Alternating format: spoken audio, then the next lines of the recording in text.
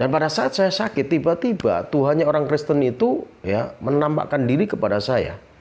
Namun saya tidak bisa melihat ya wajahnya seperti apa.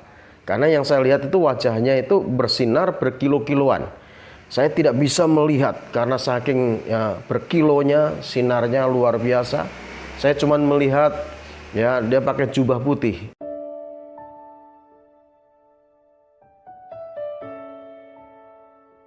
Salam sahabat hidup untuk bersaksi. Perkenalkan, nama saya Rahtomo Jati. Kata orang tua saya darah utama dan yang sejati, karena memang saya anak pertama dari 4 bersaudara. Jadi saya lahir dari keluarga yang tidak mengenal Tuhan. Dan setelah saya terima Yesus sebagai Tuhan dan Juru Selamat saya, maka saya ditambah nama Cornelius. Harapan saya seperti perwira Itali yang takut akan Tuhan, sedekahnya, doanya didengar dan dikabulkan oleh Tuhan. Jadi setelah saya terima Yesus sebagai Tuhan dan Juru Selamat saya ditambah nama Cornelius. Jadi Cornelius Rahtomo Jati. Sekali lagi saya lahir dari keluarga yang tidak mengenal Tuhan, yaitu Tuhan Yesus Kristus. Karena saya lahir dari keluarga Islam, jadi keluarga saya itu semua itu dari Muslim. Baik kakek nenek saya, ya semua kakek nenek moyang saya, lalu orang tua saya, saudara dari bapak saya, ibu saya, ya tidak ada satupun yang Kristen yang percaya Yesus sebagai Tuhan dan Juru Selamatnya. Sejak saya lahir, dari sejak saya kecil, ya saya diasuh oleh kakek nenek saya. Kenapa? Karena hari kelahiran saya itu sama dengan bapak saya, Minggu Kliwon. Jadi orang Jawa ya lahir wetonnya sama itu tidak boleh kumpul satu rumah dengan orang tuanya. Sehingga dari kecil, dari sejak saya lahir, langsung saya diasuh oleh kakek nenek saya atau mbah saya. Dan di dekat rumah dari kakek nenek saya itu ada musola. Sehingga dari kecil saya sudah belajar mengaji, saya belajar menulis huruf Arab seperti itu. Ya saya belajar huruf Arab, ya saya belajar membaca alif, ba, ta, sa, jim, kha, kho, dal, lal, itu saya sudah membaca dari sejak saya kecil. Jadi saya ya tiap hari gitu ya, kalau sore itu saya ke musola, saya ngaji, saya juga sholat 5 waktu pada waktu itu. Lalu setelah kelas 5 SD itu kakek saya itu sakit keras dan dirawat di rumah sakit Yakum. Yayasan Kristen untuk Umum, ya dirawat di rumah sakit Yakum atau Yayasan Kristen untuk Umum. Dan di rumah sakit itu pada saat saya ya pulang sekolah lalu diajak nenek saya untuk menjagai kakek saya di rumah sakit itu, saya lihat itu di dinding ya dipasang gambar Tuhannya orang Kristen seperti itu, sehingga membuat hati saya ya itu bertanya-tanya. Kan itu manusia, kenapa orang Kristen sembah dia sebagai Tuhan? Sehingga membuat hati saya itu bertanya-tanya, saya berpikir itu manusia. Tapi orang Kristen sembah sebagai Tuhan. Dan di rumah sakit itu ya, di samping meja di mana kakek saya dirawat itu ada Alkitab kecil, terbitan Gideon. Ditaruh di meja ya, Alkitab kecil kalau saudara pernah menjumpai. Terbitan Gideon itu di sana ada Amsal, ada Pengkhotbah, ada Mazmur, ya ada Matius sampai Wahyu. Dan di rumah sakit itu ada Alkitab saya ambil, lalu saya baca-baca.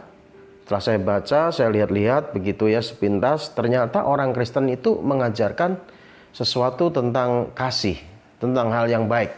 Saya baca ada kata-kata hikmat ya di Amsal, lalu ya di Mazmur, lalu Pengkhotbah gitu ya, Kidung Agung. Saya lihat ada kata-kata yang bagus di sana. Lalu saya memulai membaca ya Injil Matius gitu ya. Saya cuma lihat sepintas saja. Lalu Markus, Yohanes gitu. Saya lihat judulnya di Yohanes. Itu saya lihat ya Alkitab itu mengajarkan sesuatu tentang kasih seperti itu. Tetapi membuat saya itu makin bertanya-tanya. Namun kenapa orang Kristen ya menyembah Yesus itu ya sebagai Tuhan? Bukankah Yesus itu manusia? Saya bertanya-tanya terus. Setelah dirawat beberapa hari di rumah sakit, ya kakek saya itu meninggal.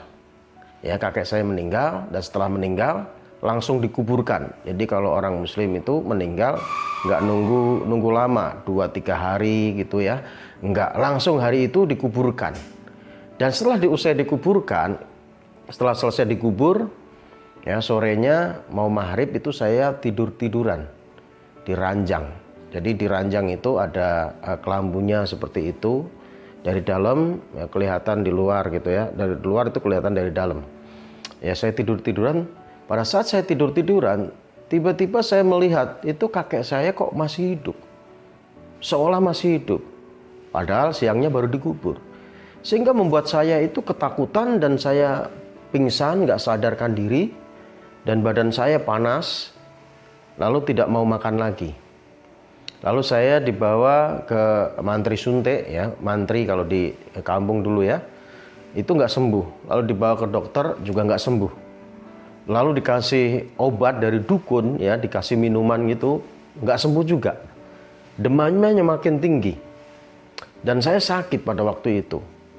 Saya merasa ketakutan, ya, saya merasa gelap seperti itu. Lalu saya sakit karena melihat kakek saya yang sudah dikubur itu seolah masih hidup.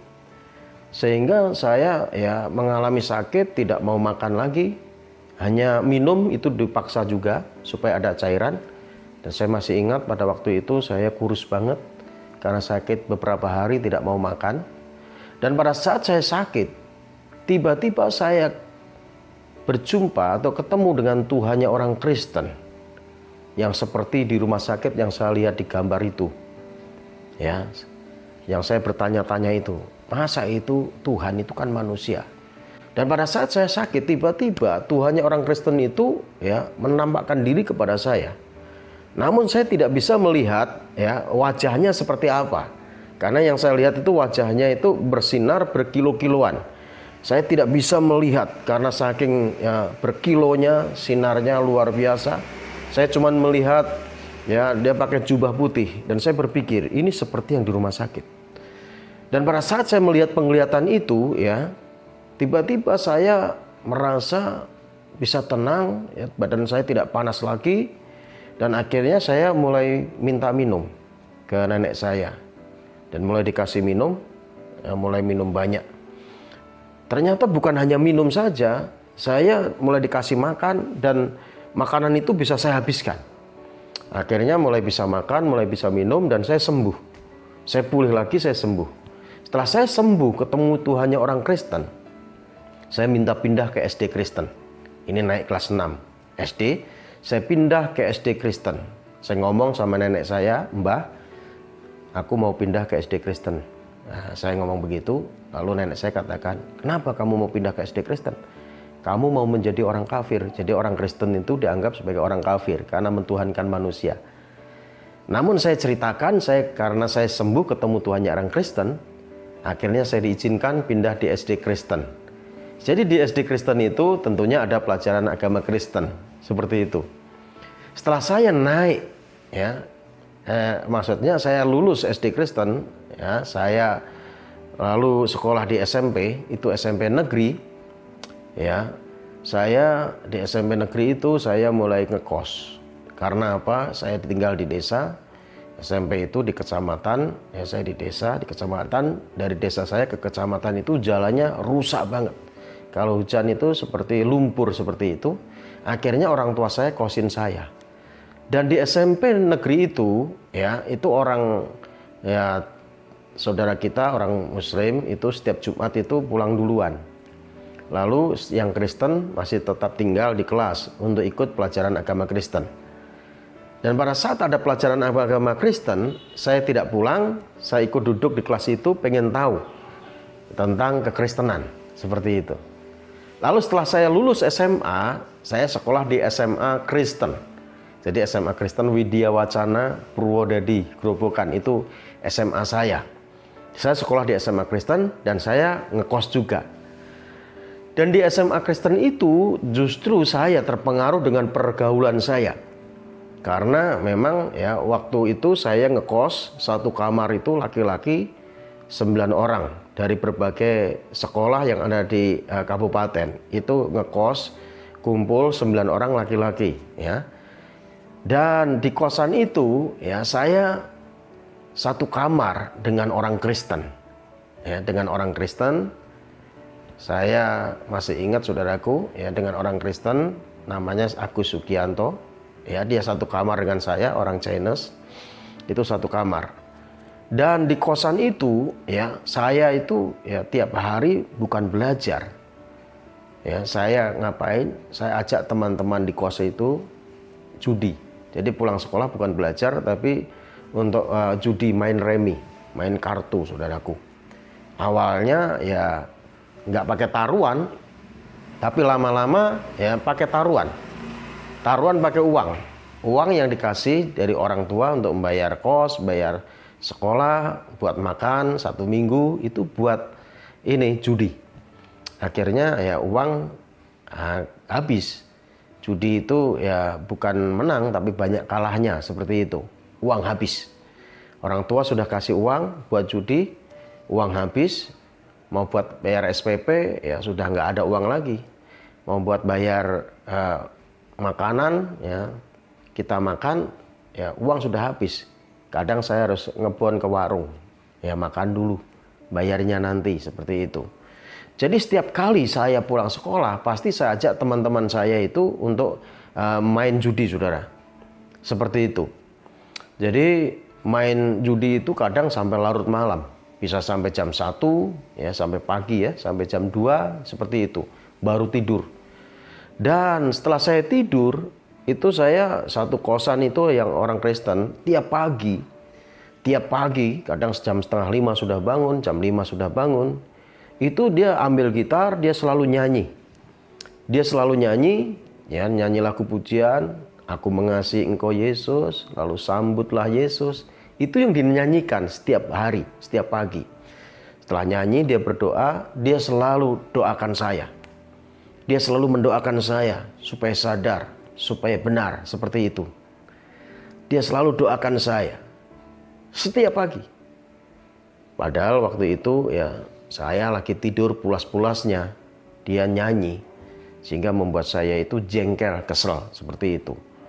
Sehingga pada saat teman saya ini sudah berangkat sekolah, senar gitarnya semua saya gunting.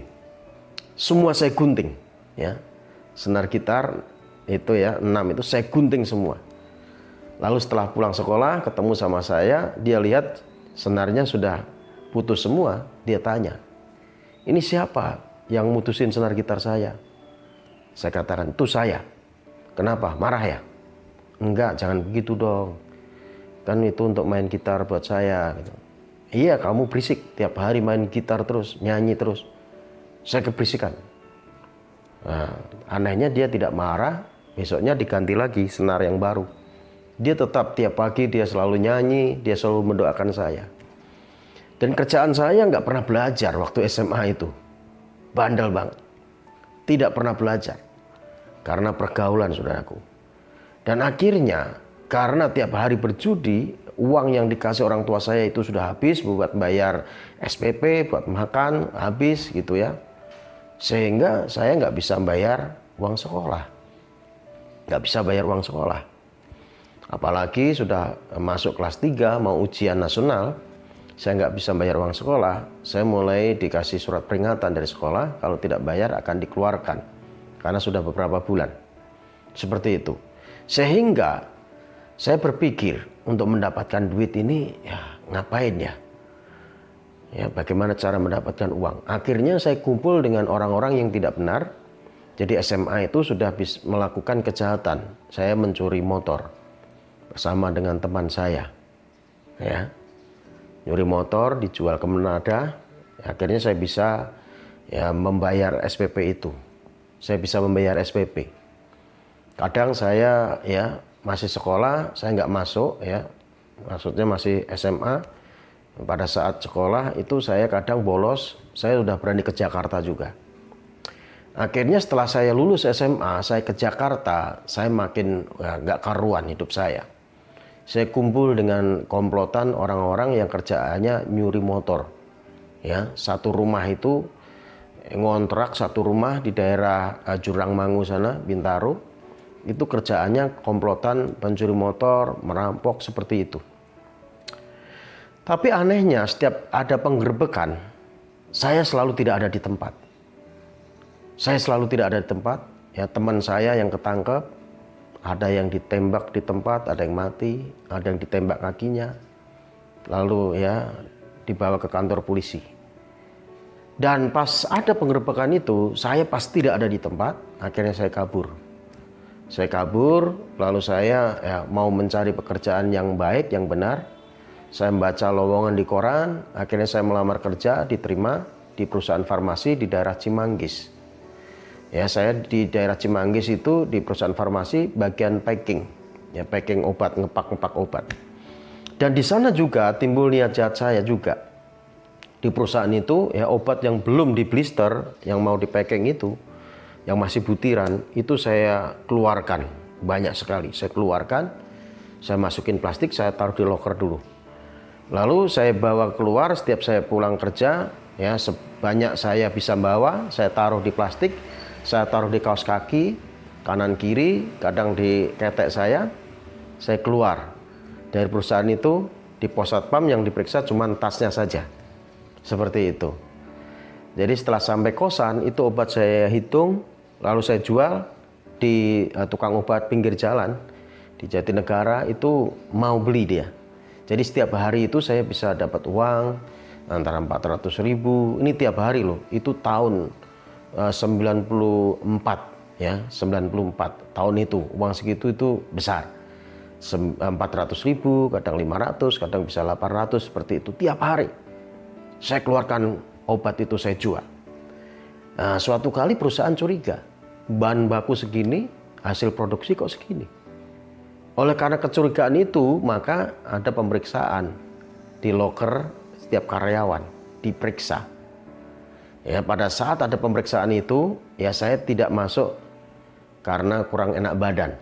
Ya, loker diperiksa, ya itu bukan hanya atasan saja yang periksa, tetapi dia panggil dari Polsek Simpangan Depok. Polisi pun ya langsung diajak untuk datang memeriksa loker-loker karyawan. Ternyata di loker itu bukan hanya saya. Ada karyawan yang lain juga pada naruh obat di sana, bawa keluar obat itu. Makanya hasil produksinya tidak sesuai dengan bahan baku.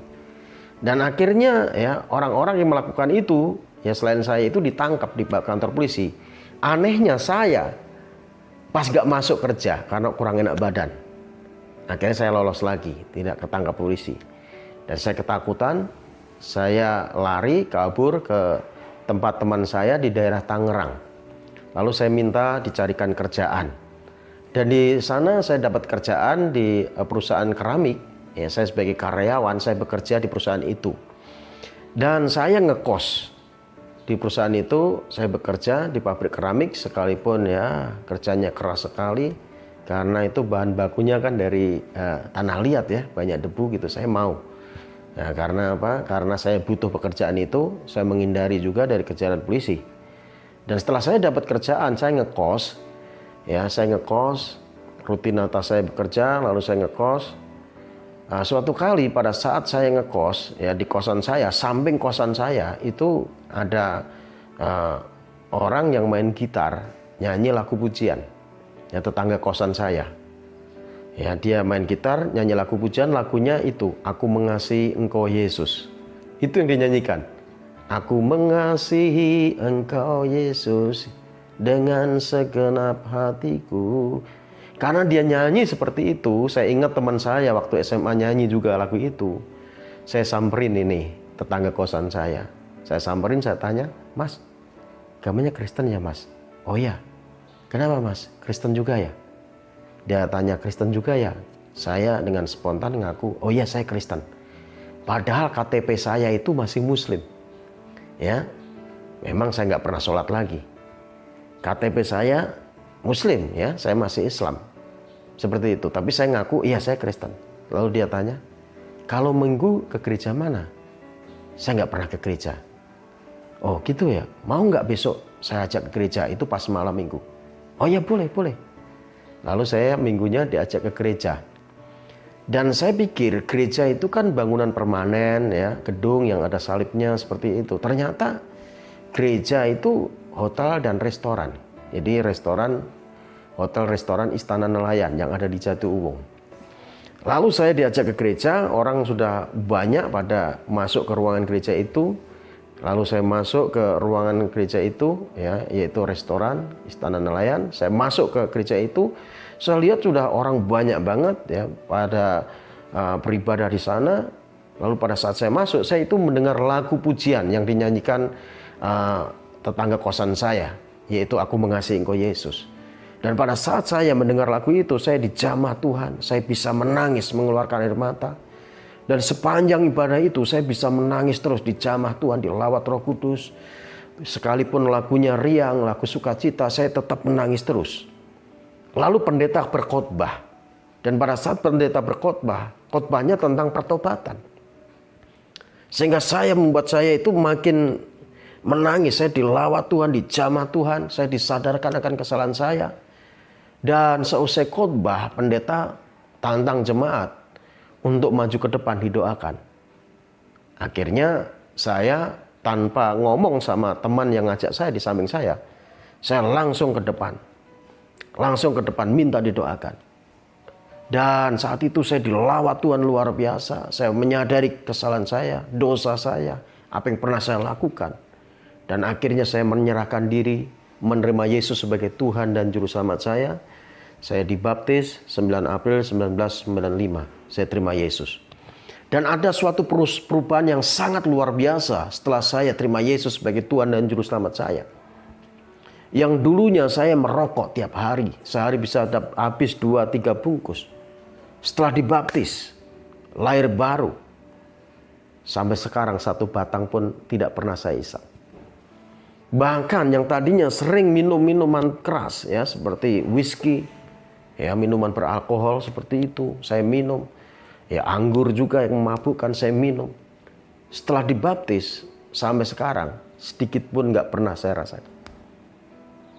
Ada suatu perubahan yang luar biasa. Memang firman Tuhan tergenapi di dalam 2 Korintus 5 ayat 17. Jadi siapa yang di dalam Kristus, dia adalah ciptaan yang baru. Yang lama sudah berlalu, sesungguhnya yang baru sudah datang. Puji Tuhan. Saya mengalami perubahan yang luar biasa dalam kehidupan saya. Saya mengalami kasih mula-mula. Sehingga kerinduan saya itu selalu datang kepada Tuhan. Kalau ada ibadah, saya selalu ikuti. Baik itu ibadah pertengahan minggu, ibadah hari Jumat, ya, ibadah doa malam, ibadah youth, ya, hari Sabtu, ibadah minggu ada 3 kali. Saya ikutin seharian. Saya ikutin ibadah itu. Kasih mula-mula saya luar biasa. Dan setiap hari di kosan saya itu, ya, saya punya tip mini combo, ya, Polytron itu. Saya selalu setel. Saya setel lagu pujian, yaitu Radio Pelita Kasih. Itu radio favorit saya. Jadi saya nggak pernah nyetel lagu-lagu lain, lagu dunia atau berita-berita. Yang saya setel itu selalu Radio Pelita Kasih. Ya, di sana ada puji-pujian, ada firman Tuhan, renungan firman Tuhan yang disampaikan. Lalu di tengah acara itu ada promosi penerimaan mahasiswa baru Sekolah Tinggi Teologi. Dan saya mendengar promosi itu, penerimaan mahasiswa baru Sekolah Tinggi Teologi, sehingga saya merasa terpanggil untuk saya masuk ke Sekolah Tinggi Teologi, saudara. Dan akhirnya saya tinggalkan pekerjaan, saya masuk di Sekolah Tinggi Teologi. Saya sekolah di sana, saya belajar, ya, firman Tuhan, dan saya mulai mengenal Tuhan lebih dalam lagi, saudaraku. Lalu tahun 2004 saya mulai menikah, ya. Menikah 2004, lalu Tuhan karuniakan saya anak perempuan 2006. Dan pada saat anak saya masih kecil, ya, umurnya hampir 1 tahun begitu. Tiba-tiba tengah malam itu adik saya menghubungi saya, menelpon saya, memberi kabar kalau orang tua saya itu sakit keras. Orang tua saya sakit keras dan keluarga sudah kumpul, sudah gak sadarkan diri, sudah koma. Saya ditelepon. Dan teleponnya itu sudah jam 11-an malam, tidak mungkin saya bisa pulang. Tidak mungkin saya bisa ketemu orang tua saya. Karena itu sudah malam, anak saya juga masih kecil. Lalu saya minta ke adik saya belum bisa pulang sekarang. Tapi tolong itu speaker handphone nyalakan, saya mau berdoa buat ibu. Saya berdoa, handphone saya suruh nyalakan, saya berdoa. Dan saya berdoa, saya minta supaya ya keluarga saya yang ngumpul itu aminkan apa yang saya doakan, sepakat. Dan mereka semua mau karena pengen orang tua saya itu sembuh, kan begitu ya. Dan mereka sudah panggil santri-santri juga sebelumnya, ya bacain surat Yasin gitu saudaraku. Ya. Tapi nggak sembuh. Akhirnya ya tengah malam itu ya dia ngasih kabar. Lalu saya mau mendoakan. Itu handphone dinyalakan speakernya. Dan saya berdoa. Saya doakan begini di dalam nama Yesus. Segala sakit penyakit ya kami patahkan dalam nama Yesus. Segala roh kematian kami patahkan dalam nama Yesus Kristus Tuhan. Kalau belum waktunya Tuhan, roh maut tidak berhak atas ibuku. Kami patahkan dalam nama Yesus. Jadi sembuh dalam nama Yesus. Dan pada saat saya ngomong amin, tiba-tiba ibu saya mulai sadar dan minta minum. Akhirnya dikasih minum, lalu dikasih makan mau, dan sembuh saat itu juga. Dan pada saat ibu saya sembuh, bapak saya mulai heran. Mulai heran dia ngubungi saya. Kok berdoa di dalam nama Tuhan Yesus ya, di dalam nama Yesus kok bisa sembuh ya? Padahal sudah sakit, sudah nggak sadarkan diri. Sehingga bapak saya mau membuka hati menerima Yesus sebagai Tuhan dan Juru Selamatnya tahun 2007 dibaptis, saudaraku. Ibu saya yang disembuhkan Tuhan justru tidak terima Yesus. Ibu saya terima Yesus setelah kematian orang tua saya tahun 2015 bulan Mei. Lalu bulan September ibu saya bersama adik saya perempuan mau dibaptis. Lahir baru terima Yesus, saudaraku. Lalu adik saya laki-laki di bawah saya terima Yesus. Di bawahnya laki-laki ya dari adik saya yang masih belum terima Yesus. Mereka masih Muslim, masih Islam. Istrinya juga Islam. Mereka pakai peci, ya, pakai kerudung. Ya, mereka sholat 5 waktu. Dan itu keyakinan mereka, ya kita menghormati, kita menghargai. Tapi saya punya keyakinan bahwa satu orang bertobat, seisi keluarga akan diselamatkan.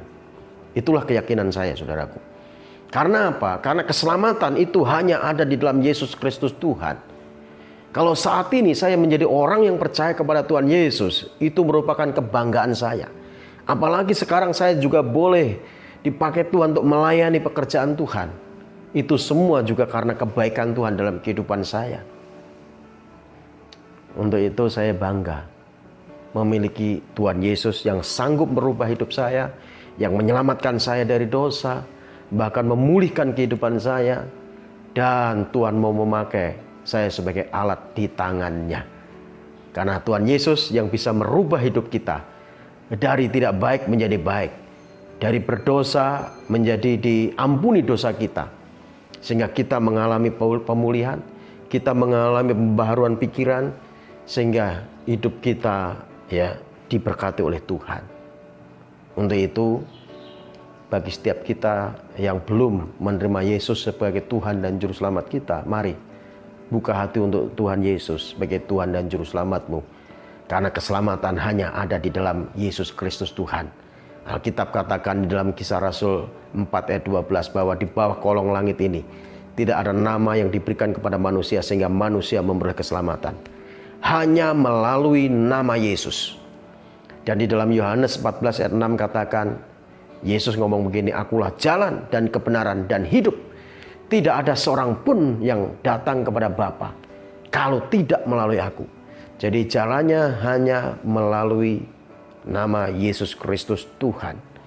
Jadi saya bangga menjadi orang yang percaya kepada Tuhan. Saya bangga boleh melayani Tuhan. Demikianlah kesaksian saya akan menjadi berkat bagi setiap orang yang mendengarkan, yang menyaksikan apa yang sudah saya saksikan. Tuhan Yesus memberkati kita semua. Sahabat hidup untuk bersaksi. Amin.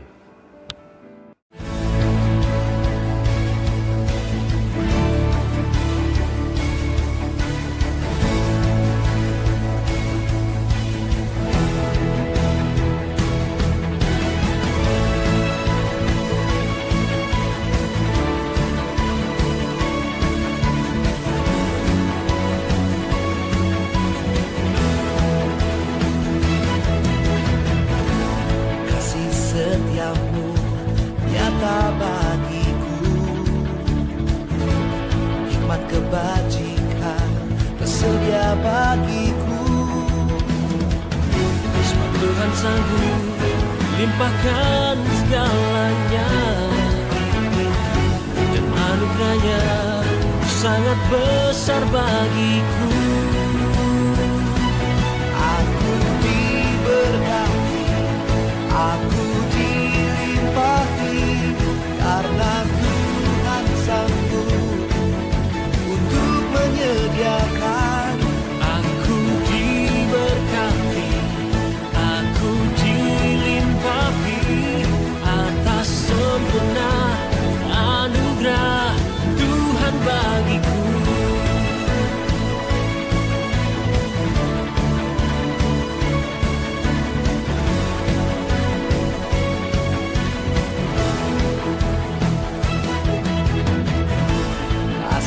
Setiapmu nyata bagiku,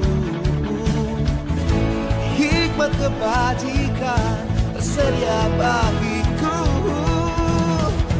Sebab Tuhan sanggup limpahkan segalanya, dan anugerahnya sangat besar bagiku. Aku diberkati, karena Tuhan sanggup untuk menyediakan.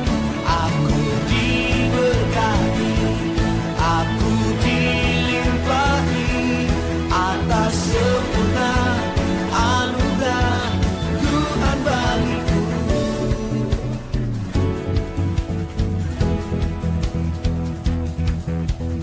Diberkati, karena Tuhan sanggup untuk menyediakan. Aku diberkati, aku dilimpahi atas semua